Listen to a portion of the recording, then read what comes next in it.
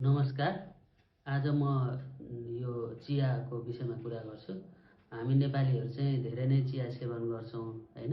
अब हामीहरू साथीभाइसँग बसेर गफ गर्दाखेरि या चाहिँ परिवारमा पनि दिनमा चाहिँ 4-5 कपभन्दा बढी चिया पिइरहेको हुन्छौँ।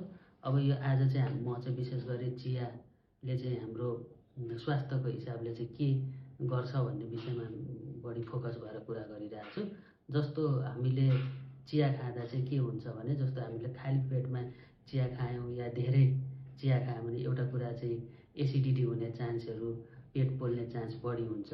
अर्को हामीले चिया खाँदाखेरि चाहिँ के हुन्छ भने, धेरै चिया खाँदा हाम्रो बडीमा चाहिँ क्याफिनको मात्रा बढी हुन्छ, त्यसले गर्दा निद्रा नलाग्ने।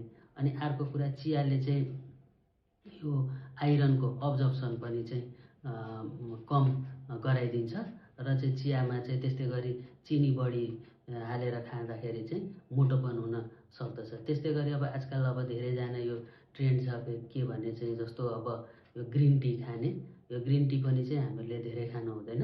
यसले चाहिँ हाम्रो पेट पोल्ने समस्याहरू गराउँछ र क्याफिनको मात्रा पनि चाहिँ के गराउँछ भने बढी गराउँछ हाम्रो शरीरमा।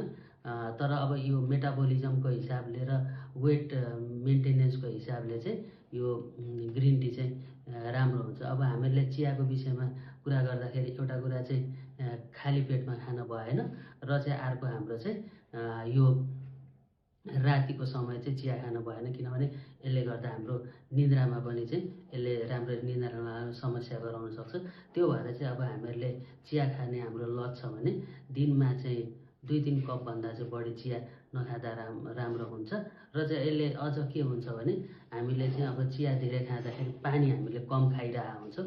त्यो भएर चाहिँ हामीले चाहिँ चियाभन्दा पनि चाहिँ यो पानी खानुमा चाहिँ बढी जोड दियो भने चाहिँ हाम्रो स्वास्थ्यको लागि चाहिँ यसले अझ राम्रो गर्दछ। धन्यवाद।